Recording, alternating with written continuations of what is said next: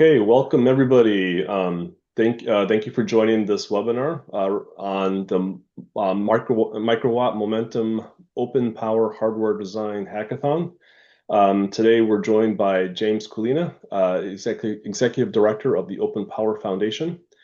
Before I turn things over to him, I just wanted to point out a couple of logistics. One is we are going to be sending out a link for the recording to everybody who registered. So that will be available, probably be up by tomorrow, early tomorrow sometime.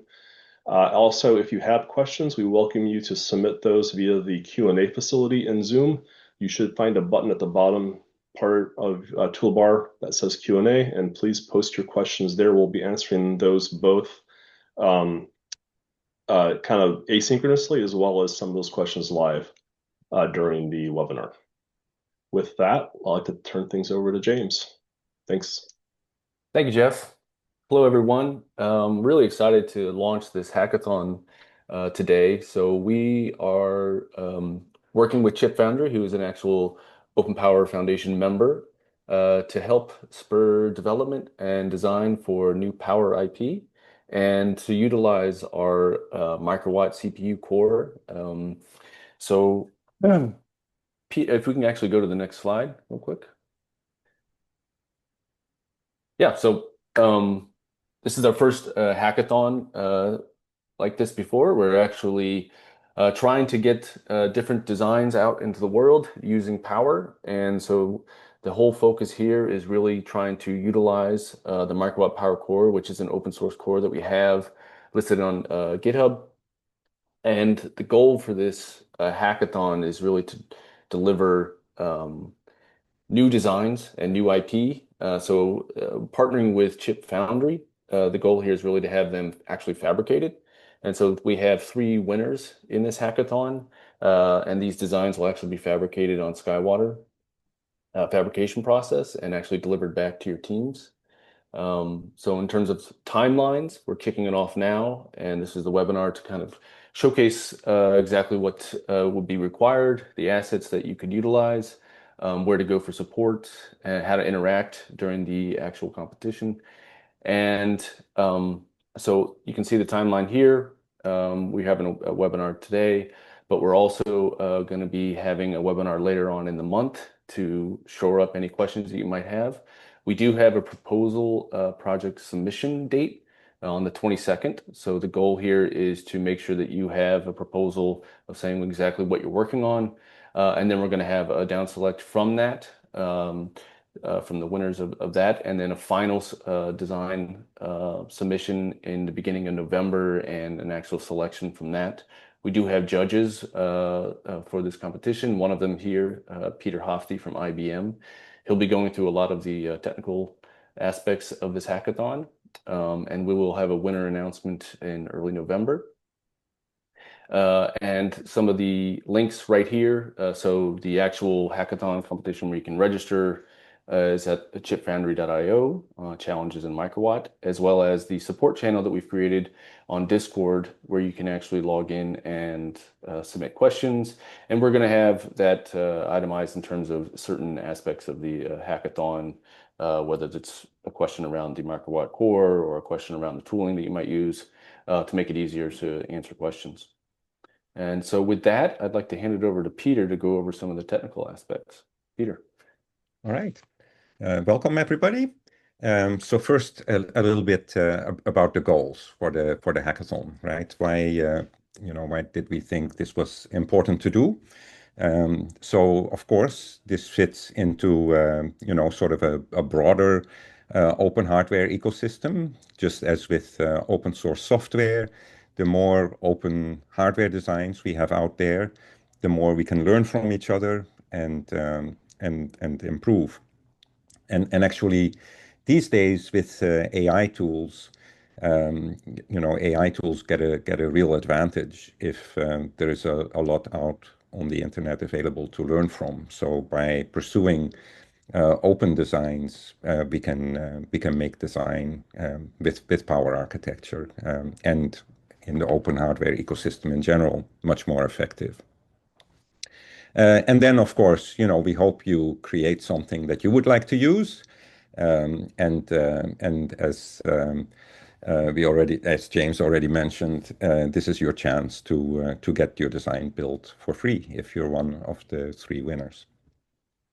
And then a very important aspect here also is to use this to help others create something in the future that they would like to use. And I'll talk about this a little bit more on a future slide when I give some examples of projects that you might want to consider. And of course, the overall goal there is to make the barrier to entry for hardware design much lower, which is something we're delighted to partner with Chip Foundry on.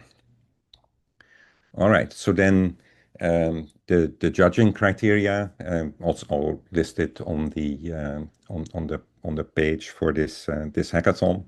There are a number of project requirements. I didn't list them all again here, but of course it includes using microwatt. It includes using the open frame, pad cage, as well as the chip um, foundry.io submission project. And there's a much longer list, but you will see them there. So a few things that I want to highlight in terms of evaluation criteria. Project documentation is very, very important, right? As I pointed out on the prior slide, the intent of this is not only to create something for yourself. The intent is to help a community, and it is very important not only for us to understand your design, but for others to be able to build on it, that your project is well documented. We hope that you will find good use of AI. In your documentation, we hope that you also document how you used AI, and of course, in particular, if you used AI prompts to generate parts of your design. We will also look at code quality, and one aspect of this is modular design, right? If you are able to break your design in pieces that can individually be reused, that makes it more useful. Being able to establish that the design is going to work after you get it back, both from a chip integration perspective, and Mohammed is going to talk a lot more about that towards the end of this webinar, but also from a sort of a logic design perspective, to make sure that you actually get a working processor plus whatever other function you add through test benches, etc. Is also an important aspect of the design. And then, of course, we hope we will have several submissions that meet all of these criteria. And then we're going to have to make a choice, based on some way in which the project stands out, right? How original it is, what kinds of improvements it brings to designs that are already out there, either based on power architecture or other architectures. Along with the submission, you will provide a video and screenshots. So make sure that as you're creating the project, you document things as you go along. A little bit about the microwatt core. So this is a 64-bit core that is an OpenPOWER, and it's compliant to the version 3.1c of the architecture. It intends to be compliant, and best we know it is. It's written in VHDL 2008. You'll see a bit later on that most of the flow kind of picks up from Verilog, so there is a path to generate Verilog from the VHDL.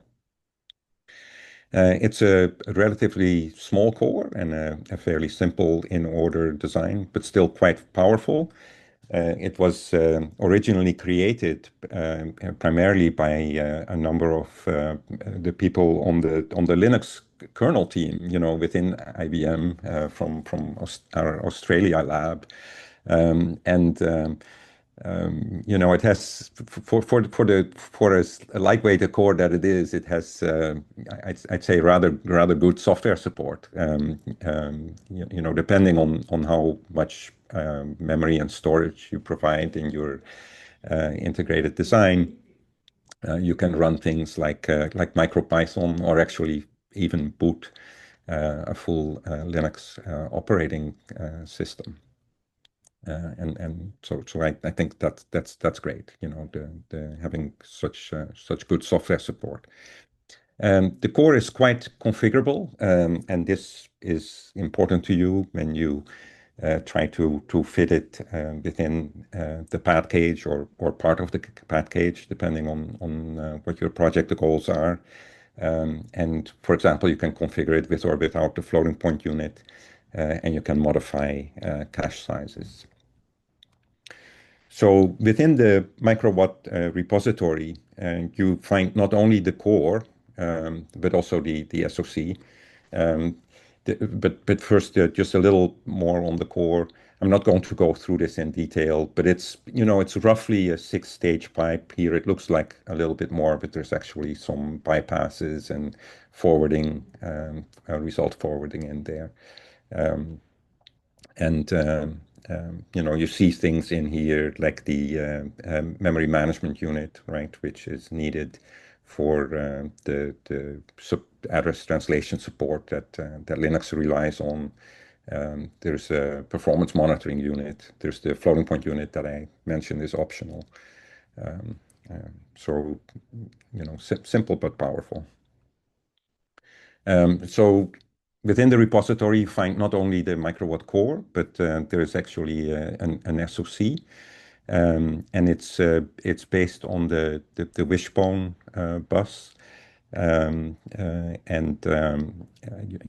within the SoC, you have the core included, as well as a number of controllers, primarily from the Litex project. Things like Ethernet controller, SD card, UART, etc. Not all of these will be included in your OpenFrame project, I don't think. You will probably choose to be compatible with the set of peripherals that is supported also on the little board that is available for designs that are using OpenFrame. But a large set of what is used there is actually already included in the microwatt SoC, which typically is targeted at FPGAs. For this project, if you have FPGAs available, you can use those to validate your prototype. But we're building a chip, not an FPGA, and having an FPGA available is not a necessary condition for you to be successful in the design. One other thing I want to highlight here is if you look here under the address decoder, there is the ability to include BRAM within the SoC. BRAM is an FPGA term, I think, block RAM. Here it could be some other kind of RAM, and I'll say a bit more about that later on. You will likely not use a standard DRAM controller, as there are not enough pins available within the OpenFrame package. There are quite a few references on microwatt, and you will be able to see that from the recorded presentation. And I would encourage you, to, if you're not already familiar, to look at a number of these the presentations here, just so you have a background on what microwatt is, what the OpenPOWER ISA is, what the ISA compliancy subsets are, right? The overall open power ISA is very rich, almost upwards of 1,400 instructions at the moment. But there are smaller subset of that very large sets that you can implement and still have an implementation that is compliant to the architecture. Okay. So, in terms of the projects, you might be at this point thinking about what it is that you would like to do. You might be familiar with a Caravelle. Caravelle implements a RISC-V core within the OpenFrame package, and has a user project area, and is a kind of a baseline for people to build other projects on. One thing that we think would be wonderful is if there is a well-documented OpenPOWER-based equivalent to Caravelle. You could perhaps even consider trying to build it in such a way that projects that fit in the user project area on Caravelle could be reused in your design. If you have time, perhaps you could add a user project of your own, going back to the modularity that we talked about earlier, right? Who knows, that maybe that user project could be reusable in different contexts. Another thing that could be in scope is within the Power architecture. There is a reserved primary opcode and many possible opcodes behind that, as well as some reserved registers and other resources that allow you to customize the architecture and add your own instructions and still remain architecture compliant. I've in the past created a small example of how you can add some of those instructions. And if you're interested in that, you can look at this link. But this is just an example, right? You can instead of adding instructions, you can add a unit on the wishbone interface, for example, that does something useful. Or you can add something that perhaps connects to some IOs for some type of sensing or processing application. If you want to create a version that supports MicroPython, you would need at least 16 kilobyte of RAM. That is a fair amount of RAM if you have to implement it with the one that is kind of based on an aggregation of D flip-flops. But there is a DRAM, sorry, an SRAM macro available through the Chip Foundry website, and that one is really a good improvement in terms of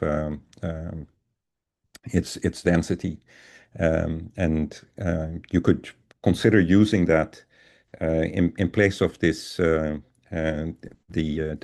BRAM in this picture to create a memory space that is a bit larger than what you might typically find. You could perhaps also use that to implement the caches themselves. I think that would be more involved, but that's another possibility. And for those that are very ambitious, you could even try to figure out how to build something that can run Linux. I think that would mean that you would have to find out how to connect some kind of a serial RAM to your design, as you don't have enough pins available for a DRAM controller. But I think this is within the realm of the possible. But again, that would, in my mind, be a fairly ambitious project. And also, to validate that you can do this. That probably, just from how many simulation cycles you'd need, you'd probably need an FPGA platform to prepare yourself for that. Again, don't take this as any kind of restriction on the kinds of projects that you could do, but I thought it might be helpful to give you a few concrete ideas. Now, in the past, Anton Blanchard, who was one of the co-creators of Microwatt, has actually done releases of Microwatt to hardware, and actually used the design flow with a good amount of commonality to what you will use through chipfoundry.io. So I think that this work may be very helpful to you as a starting point. It uses a particular branch of Microwatt, right? So if you're going to use this one, you would you will see that at that very first link, you git clone a particular branch. And it shows you, how to replace a few pieces of the design, in particular the caches, the register file, and also the floating point unit, with designs that are appropriate for an ASIC rather than an FPGA. So those are the main pieces of PHDL that are replaced in that particular branch. Again, you don't have to use this specific branch. You could start from the most recent version of Microwatt, but in all likelihood, you would have to make some similar changes that were made to those particular units within the design back then. As well as, of course, at the SoC level, make the modifications to make it fit with the OpenFrame package that we will be using. Another thing that you will see here is a number of test benches, not only for Microwatt itself, but also for some of the functions within the SoC, right? Make sure that your implementation of a UART or other things is functional. So I think, apart from the design aspect, I think this kind of a reference will be helpful to you in that respect as well. I do want to mention that I think this is almost 3 years old right now, and it used OpenLane instead of the current OpenLane 2 or LibreLane, and there may be some updates that you have to make. Even older than this particular release of the design, there's a video, an interview with Anton Blanchard. So keep in mind that as you listen to that it's an older video than the design itself. But I certainly enjoyed listening to that as I was preparing for today. So what do we suggest you do? I think there are basically two tracks here, right? One is to make sure that you're familiar with Microwatt. It really is very easy to install. I recommend using Docker. Microwatt uses GHDL, to create the simulator, etc. GHDL uses Ada, and it can be a bit of a pain to install. I have installed it in the past. There's a link there where you can find detailed installation instructions if you don't want to use Docker. But I really would recommend using Docker. That's a lot less painful. You would make the required changes to your project. When I made changes to MicroWatt for some of my own projects, I often used MicroPython as a sanity check, to see if I had broken something. There's much more extensive test benches available within the directory, but MicroPython does exercise a fair number of instructions and mechanisms. So if it runs again, then that gives you a relatively quick check.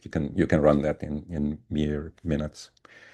And then once you have a design where you're comfortable that you have the design that you want, you would generate Verilog using GHDL and Yosis.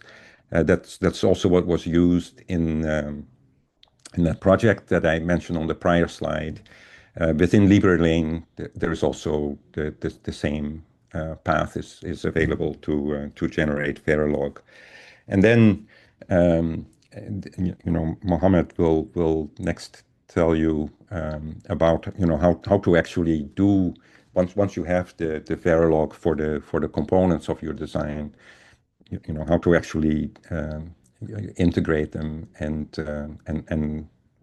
validate and come to a design for your chip that is hardened and validated and can be released. So with that, I think I'd like to hand it over to Mohammed. Okay. Thank you, Pete. And hello, everyone. My name is Mohammed Qasim. I'm part of the team here. And I wanted to give you first, I'm going to start with this slide here about you heard the term LibreLane and OpenLane. It is in a simple form for those who don't know about it. It's a direct, complete flow that takes you from Verilog to finished GDS that actually becomes a part of the submitted chip for the manufacturing. There is a component that Pete has mentioned is that since the code that is available for OpenPOWER or for MicroWatt predominantly VHDL, there are plugins and switches. You can find these either from the slides that Pete provided or the documentation for LibreLane. There's a specific guidance around how to use VHDL as an input. Now, I will use this opportunity just to really quickly give you, and Pete, maybe I'll share my screen for a second.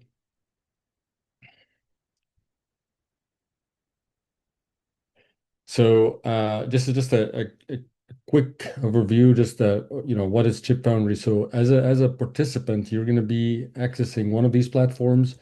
And it is primarily, you mentioned, you heard the term open frame.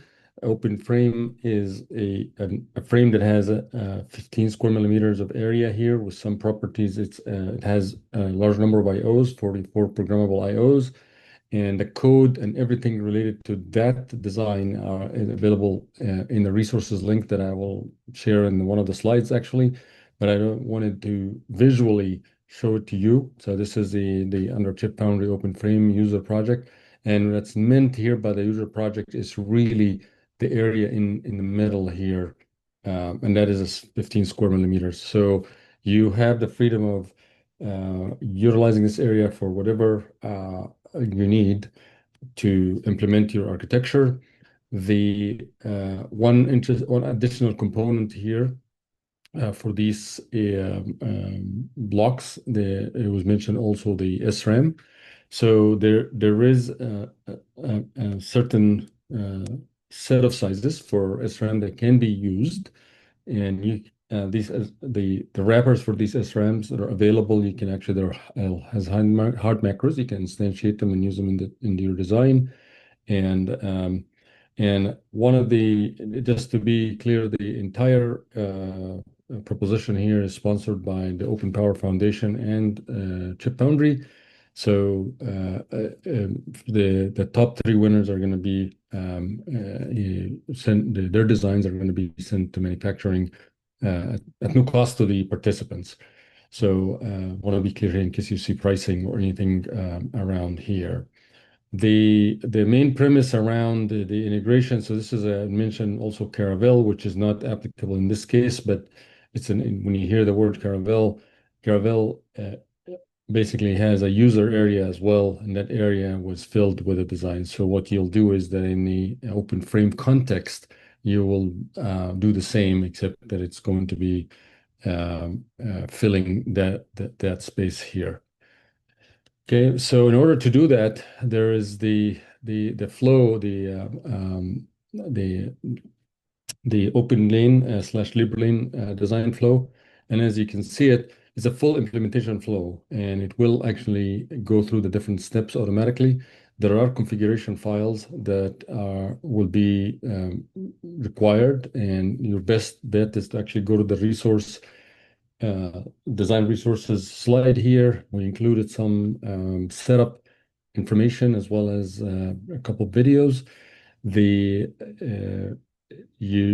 can use as much as you can out of this. There will be slight differences between the example that was brought up for microwatt in the past that was done by Anton from IBM Australia to what you're going to be using for OpenLIN 2. It is generally just with the consensus of everybody around is that OpenLIN 2 slash LibreLane, it's the same, by the way, it's the same tool set, just a different name maintained by the same people.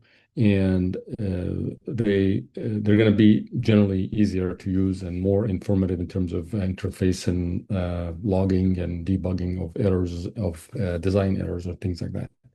So that's it. So I wish you all from Chip Foundry side the best of will. Go do it. And we're going to have multiple forums for questions as well as an opportunity to present another webinar. And then we should have a live discussion. So don't get stuck at anything without asking questions. Feel free.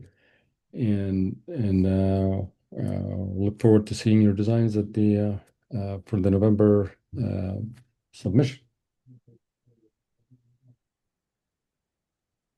All right, great. Thank you, guys. Oops. James, anything you wanted to add? No, I just wanted to open it up to the floor. Thank you, Mohammed. Thank you, Peter, for questions right now. I think we do have a couple questions in the Q&A. Some we've already answered.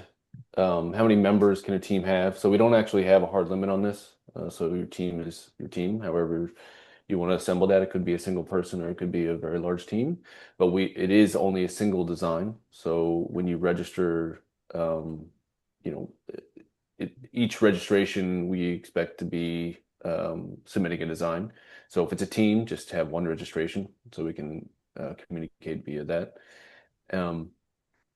And the actual submission is through GitHub. So you create a README file that outlines the actual proposal that you're going to work on.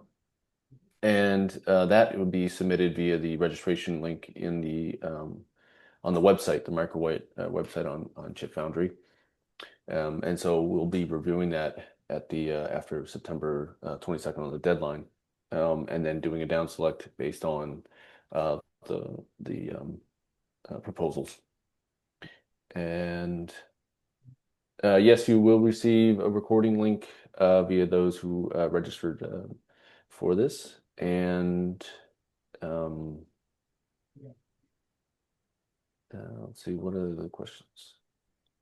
I think there was a question about AI. Was there a preference for AI? Oh, or that's up to them. We welcome the use of AI as long as it's documented, what the platform you're using, the prompts you're using. So we don't have any issue for you to actually use AI. The goal here is to have it reproducible. So that's basically a requirement so that someone can actually reproduce based on the code that you are submitting. But no, we very much welcome the use of AI if it Yeah, helps you get into the and just to be clear, just if I may comment here, there is a use of AI as a generative AI to generate and help you design, and there is also the application of the architecture, whether it's something you're using for machine learning or AI application that would fit within the context of this open frame slash the architecture that you're designing. So, so feel free to do both. And there are some resources around that on our website as well. And as James mentioned, reproducibility is important. So even though the prompts for the generative AI do not reproduce a predictive or deterministic result every time you use the same prompts, but they are close enough. And so think about it as when you submit that someone else, actually one of the best tests you could do is another member of the team that can independently reproduce the work that you're doing um, in a different computer and see how that actually qualifies as an independent delivery. And the purpose for that is that anyone else can learn and understand what was done and reproduce it and maybe expand it in the future. Great. Just another question, logistics question. So power the slides. So I'm assuming we will publish the link to the deck as well with the slides that were presented during the webinar. So that will be included with the recording link. Yep.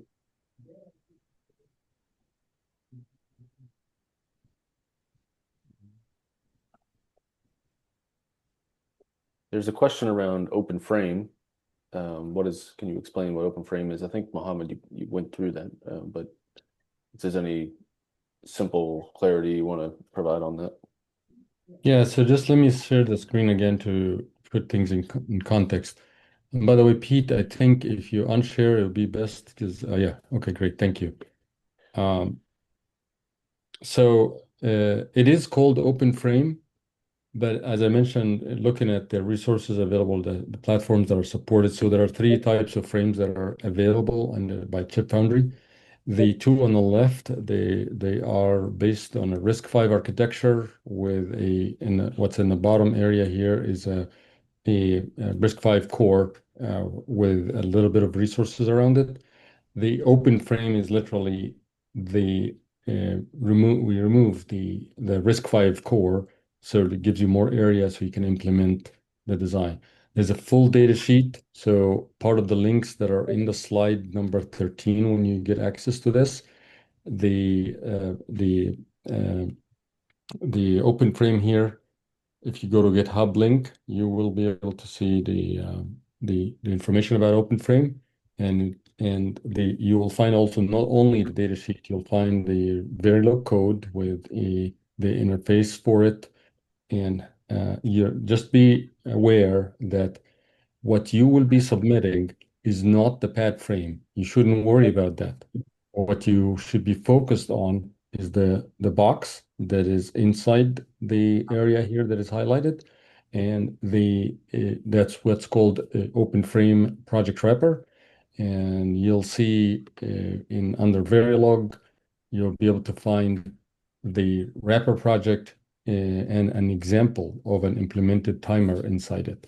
So you should be able to look at the code and find out, this has fixed interface.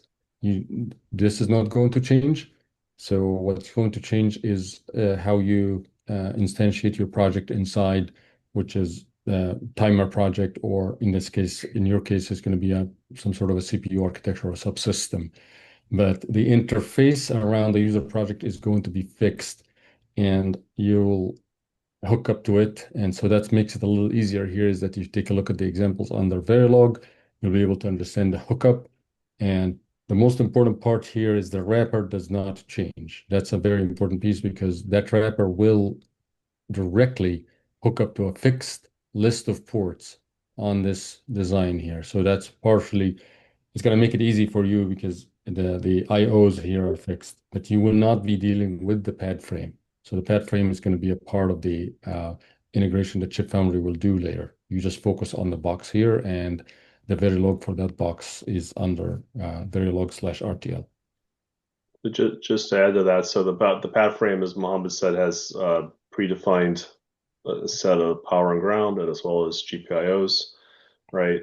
Those all kind of map to a pre-designed package, and so your die will end up getting packaged and delivered back to you as for the ones that are manufactured, delivered back to you as boards on a board assembly that you can actually test and bring up. And there's some tools that we provide to help assist that as well. The one thing you do need to look at in the example is that there's information on the GPIO IO cells themselves in terms of how to configure those. There's examples of how that's done in the example that Mohammed pointed to, but we can get you more pointers information around the different signals off of that IO and how to configure it properly based off of what you need to do. Sorry, there's a power on reset in the pad frame as well. I should mention that. So it's the one that does exist in the pad frame is the power on reset.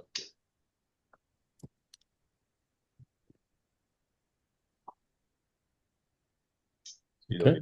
Yep. Good. Well, Pete, there's a question around OpenPOWER, I guess microwatt compared to RISC-V, or OpenPOWER versus RISC-V. I don't know if you want to have any comments or compare. Yeah, so both OpenPOWER and RISC-V are maintained as open architectures. In the case of so you can build implementations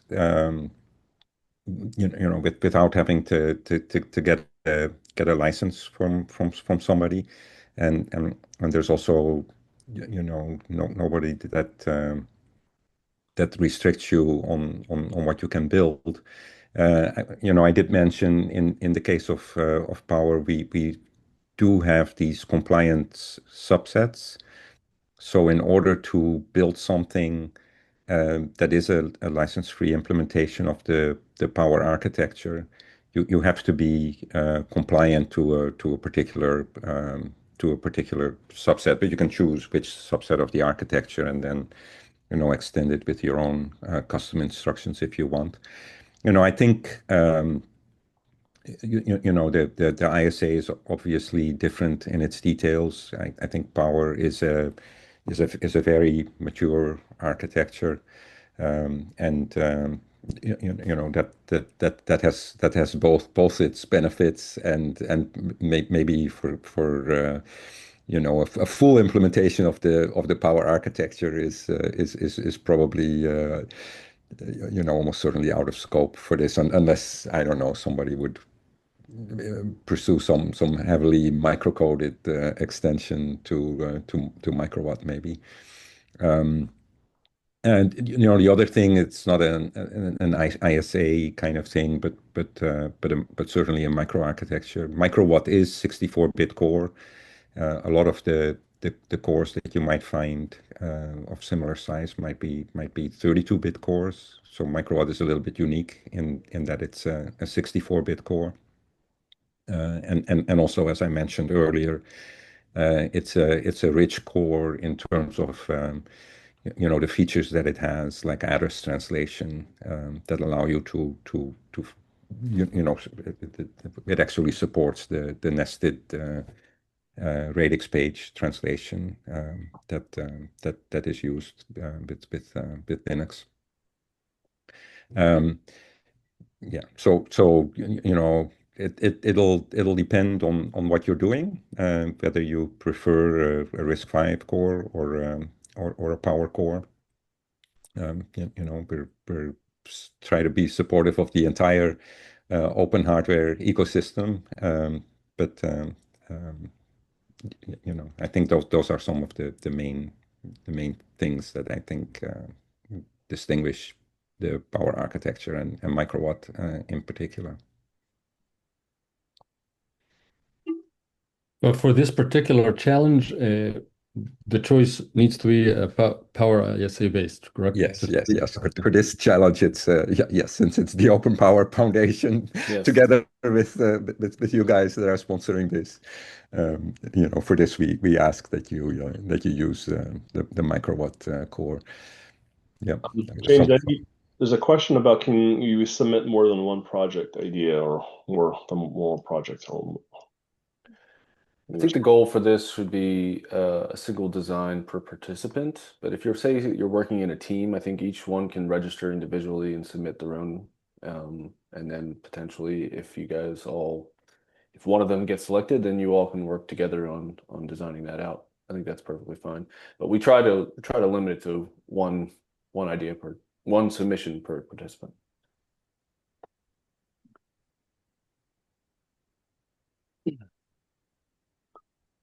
Last question up here, or another question up here. So we had to design a hardware set for a chip like similar to the one we obtained in GDS2. Is there any preference to use a certain language? Can we use Verilog? I don't think there's any. Yeah, so it is Verilog. So the preference is Verilog as the entry language for the flow. The microwatt example that is provided, there are two microwatt examples. One of them is the actual code that was provided in VHDL, and there is the example that was demonstrated by Anton from IBM a few years ago, that he actually converted that into Verilog to be able to work with the open lane flow back then. So in this case, the input to the open lane flow, it's either going to be Verilog or VHDL through the plugin for my GHDL. Okay.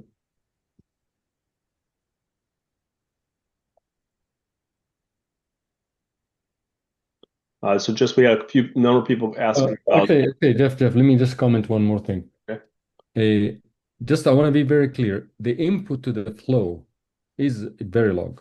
But if you have another way in terms of higher level synthesis approach that will lead into Verilog, that is welcome. You can use whatever language you want as long as the input to the flow that gets you to DG, there's no other way other than getting into it through the system Verilog or Verilog.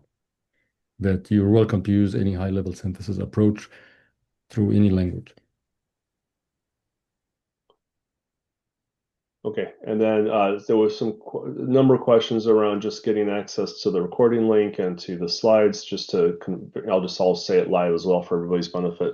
So that will be available. We were going to send it out via email to everyone who's registered, so we have that list. Everyone who's registered to the webinar as well as the contest.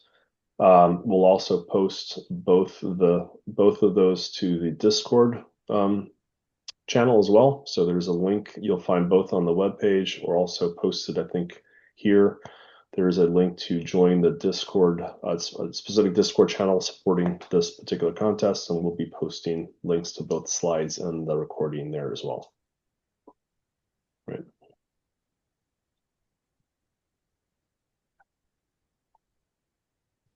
So I see there's a question about how hard is it the process to proceed after the Verilog code is finished. So the open lane 2/lib lane flow is intended to be a compiler-like. So if you run with the default configuration files, you should be able to obtain a GDS. And in case there are errors in the middle, so given if you have an FPGA designer, you'll see maybe timing errors that you need to change the clock frequency, or if it's a setup issue. Or, there are some things that you need to address, but all the terminology is going to be something you're familiar with as an FPGA designer. One of the recommendations I stress on, use the example that comes out of the box with OpenLane to run it and go through it once. So you'll see it. It has a timer. It's a small example. You will run it. You'll see all the steps going on, and it is going to work. So it's supposed to be finished without any interruption. So maybe you can actually even break it and change something in the config files and see, what can happen, what should happen. But it is a small example you can play with. And these, I'm talking here, you should be able to do these things within less than an hour. So just to be clear, if it takes a lot more and you feel that you're stuck, feel free to just jump into the channel and ask. Okay? But the answer to the question should be straightforward. Right, and just for if it helps, I'm going to share. That's a QR code for the Discord channel. So hopefully that should test that and make sure it works. But I believe that works. It should work.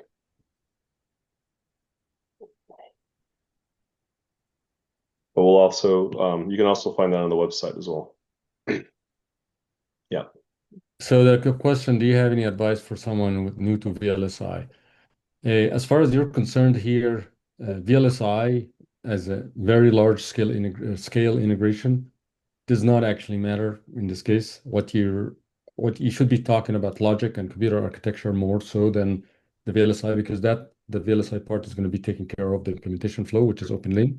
So your focus needs to be on actually the front end piece, which is getting the right architecture or the designed and verified. Now, if you're new to this, again, there's a variety of examples. Actually, also the system, the links that we have provided here have examples of running verification and gets you familiar with the code.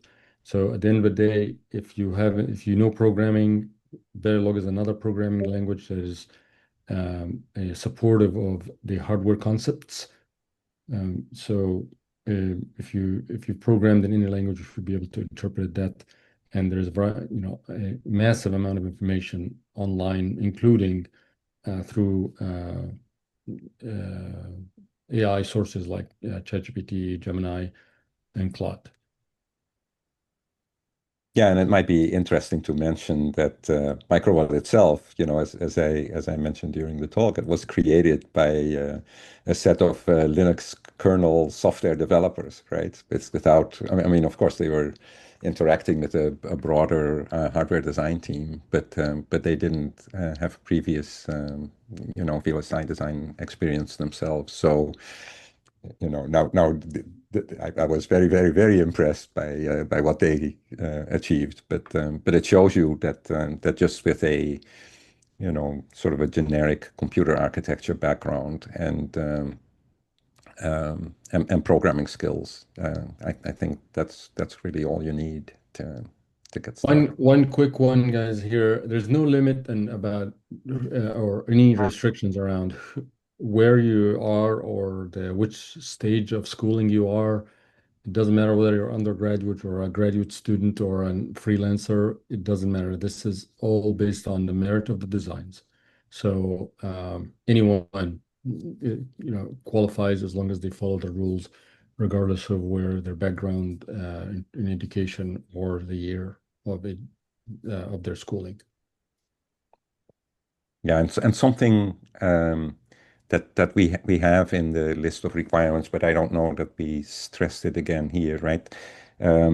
So we do want the design to be available to everybody to learn from, as we indicated before, right? So you will see that we expect the design to be out there available to everybody with an appropriate license, etc. Right? So somebody who wants to pursue something that's strictly commercial and retain the rights, well, then this is not the project for you.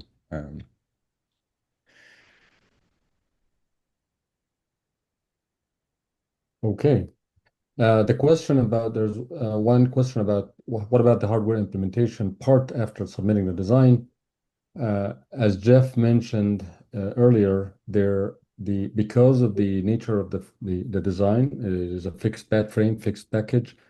There's a default board that comes with it that will be included with the winning designs as a part of the deliverables that people can actually use to test their design. So Yeah. if you feel that the design requires a custom board or some additional components, or your own suggested full application, you're welcome to actually just fork the existing board and use as much as you can out of it and add to it just for your specific application. But if not, just you'll be receiving a board with access to all the pins on the chip. And then on the We'll question, post the link to the board so you can see what the board eval board looks like, and if you and also if you want to generate your own variant of that for your design, welcome to grab the design files there and do that. yeah. And on the best way to start, I did mention it a little bit during the talk. I would start in two ways. I would build microwatt, and just follow the links. I think it's easy to do. Run something on it, see how the test benches work, etc. I would build on the on the open frame side, as Mohammed mentioned, build the example, right? Look at the stages of the flow that it goes to. Look at the output of the various tools, the log files, and so on, so that you have some sense of what that is. And then I would start to modify the design and gradually add Verilog components, right? And build up your design. And I do think that design that was released earlier, for some of the projects that could be super helpful in terms of what you might want to do. So that's another thing to look at. But that's kind of how I would go about it. Great. Just one more question about number of participants again. So just as I think as James mentioned earlier, there's no restriction on the number of people that can participate on a team as part of a submission. We only need one individual from the team to register and submit the proposal.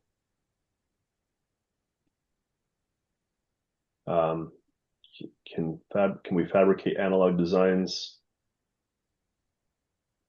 I don't know if you want to answer that. So the open frame supports certain analogs. So all the IOs on the open frame are programmable to a wide range of digital applications in terms of loading and pull in a fan out strength on the or capability on the drive. The analog on the open frame will always have a certain capacitive and resistive loading. Now, I'm assuming the question means that you implement the analog that would be on top of some sort of an architecture that you already created, and you're adding an analog block or of your design, or something that's available in the open source that you can add it to your chip. So you can do that. Just be aware that the open frame is not designed for analog that has very low impedance output. Okay.